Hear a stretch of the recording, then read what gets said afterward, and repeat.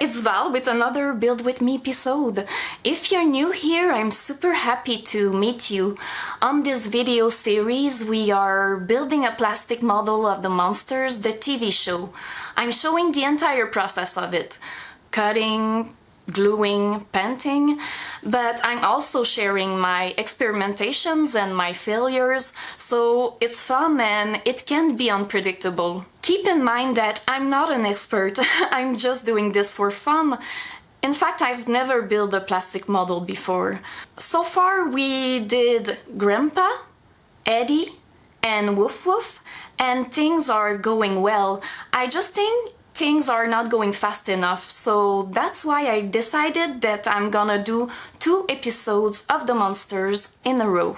Today we are making Lily and the casket she's using as a chair, and let me tell you something, it was very difficult at the beginning. You will see everything, but I managed to fix things up, and in the end the final result is even stunning. So yeah, let's start building Lily. When I'm cutting, I'm using a regular wire cutter. This one was bought on Amazon and it works just fine. Once I was done cutting, I had 3 pieces for Lily. Lily's front body half, Lily's back body half, and the netting hand section. I took those names from the instruction manual, by the way. And for the casket, I had to work with 5 pieces. The casket backrest, the cushion seat, 2 casket sidebar handles, and the casket end handle. This step is pretty boring, so I'm gonna be quick. If you're planning on using this glue, you might want to vent the room. It has a very strong smell. You can just open a window and it will do the job. I'm gonna wait before gluing Lily's arms to her body. That way it's gonna be easier to paint later. The same thing goes for the casket. So what you're about to see is my big fail. When I'm working on that project, my 2 kids are asleep. I'm working with the baby monitor by my side, just in case. I know I can be disturbed at any moment. And that night was complicated. My son kept waking up, so I had to stop what I was doing a couple of times. The paint just sat there for a while, and at a certain point I realized it was hard to work with it. I don't know why, but its texture was not the same. It got thicker and a weird bump started to form on her eye. So yeah, it was horrible. At this point I was just done with it. I went to sleep knowing I had to start over again. I was lucky enough to have another Lily. Let me explain everything to you while I'm painting this one. You remember it was a glow-in-the-dark edition? Because of that, it came with a lot of extra parts. White parts, gray parts, and black parts. The white parts are identical to the gray ones, except they glow in the dark.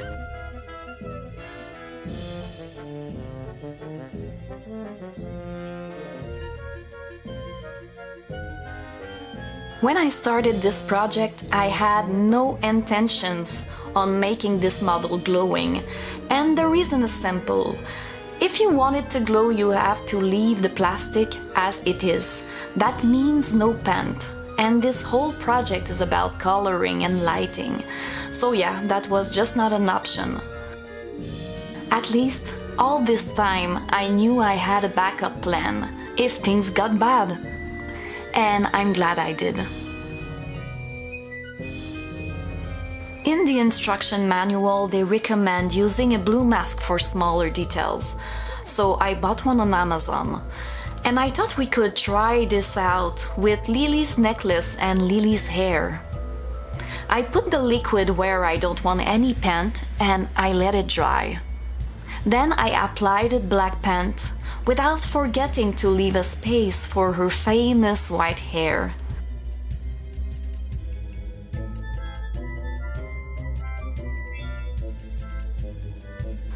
When the paint was dry, I pulled out the mask.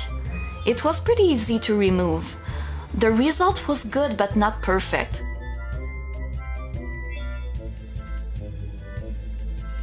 So I had to go back and sharpen the outline of the necklace.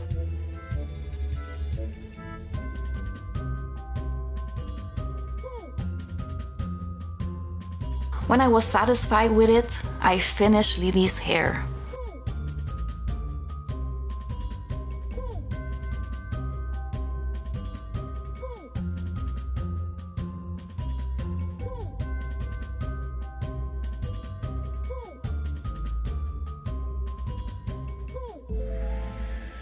In my last video, I asked you to choose between two colors for Lily's dress, a dark red or a bluish purple. You voted for purple, and I was pretty on board with that decision. I was not totally convinced by the color they chose on the box, and you seem to agree with me on that, so it confirmed my decision. I was so happy to use that beautiful purple pastel, but at the same time, I was a bit sad that we don't fully reproduce the front of the box.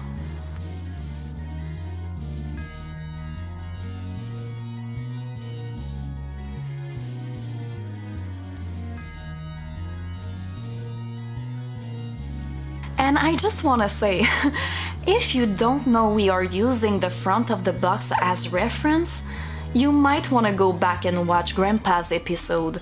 In it, everything is well explained, and I feel it's an important part of this project. For that part of the dress, I thought about using the blue mask again, but I finally decided to go freestyle.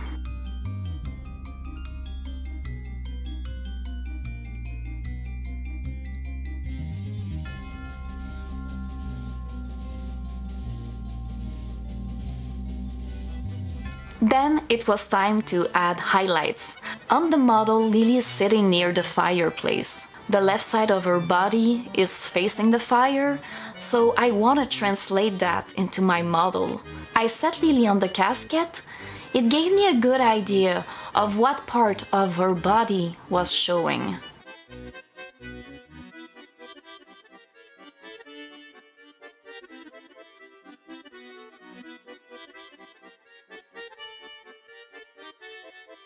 I love the fact that Lily is knitting by the fireplace. It was one of the reasons why I found this model cozy in the first place. For the yarn, I used the same red we didn't pick for the dress.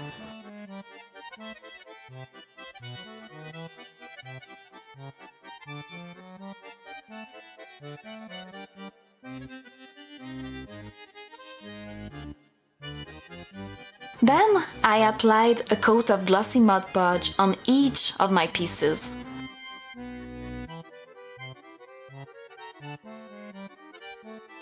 To hold heavy parts together, I'm using Gorilla Super Glue.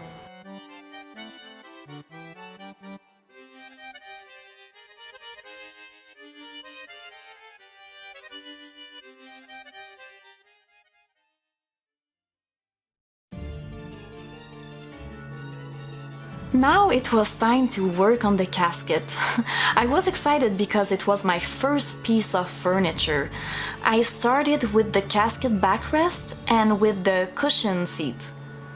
On the box, you can see the fabric inside the coffin is white with touches of purple and pink, so I was looking to recreate that effect. At that point, I was pretty much playing with colors. I did the exact same process for both of those pieces.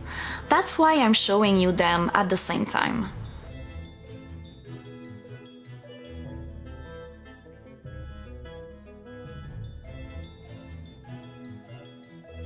I added a shadow of hot pink around the white buttons. I applied paint and then with a different brush, with a dry one, I smoothed it out. But you have to be quick because the paint is drying really fast. I did that process for all the buttons.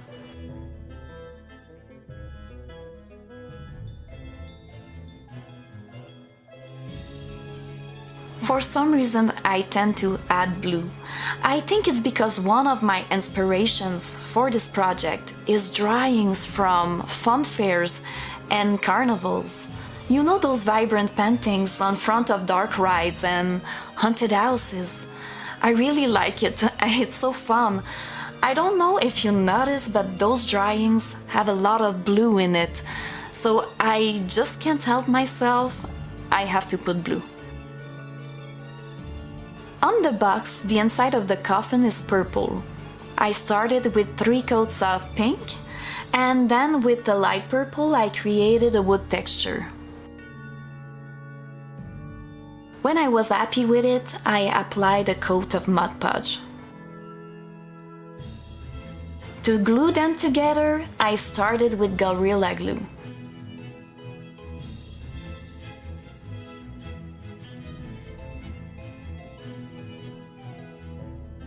I also added a bit of Tamaya glue just to make sure.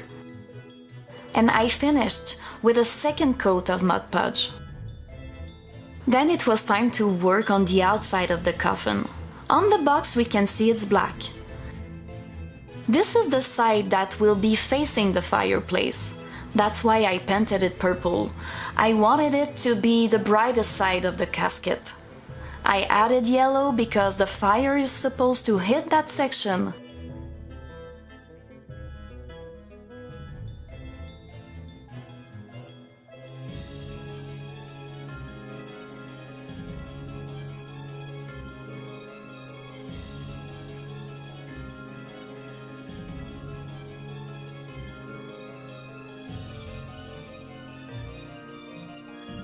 For the rest, I went freestyle.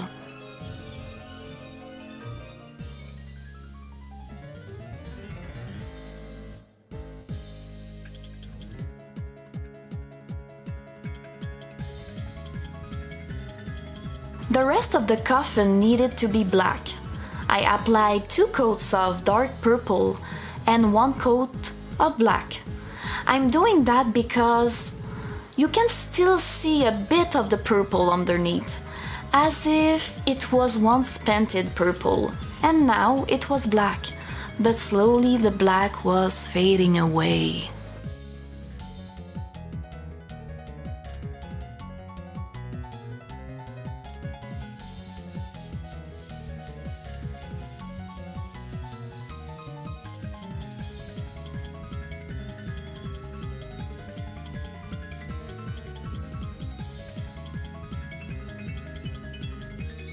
And to seal the deal, I applied Mod Podge.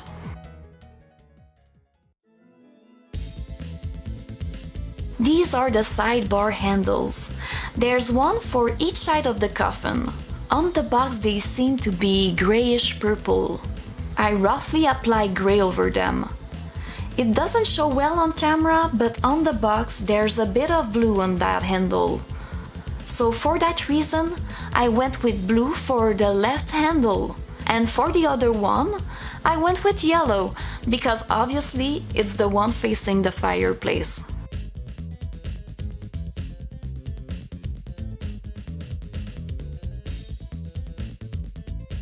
And I Mod Podged them. I did the exact same thing with the end handle. And finally, I glued all those parts together.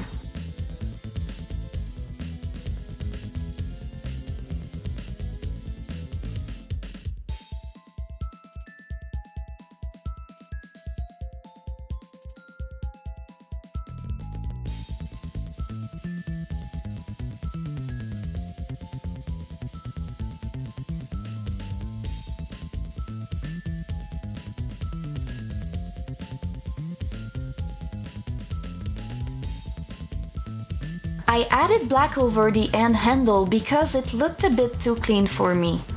I finished with a final coat of Mod Podge and I was done.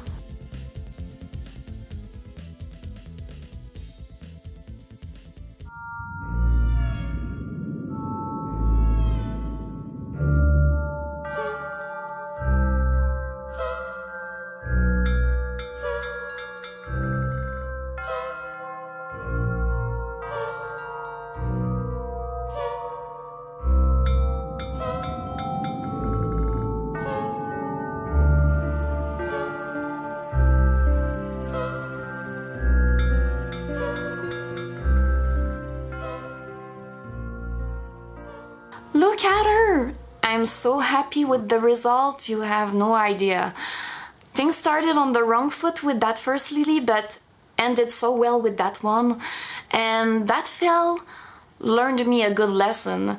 Now I don't let the pen sit for too long and I change it often. And speaking of pant, what do you think about the color of her dress? Do you think we chose the right color? I like it.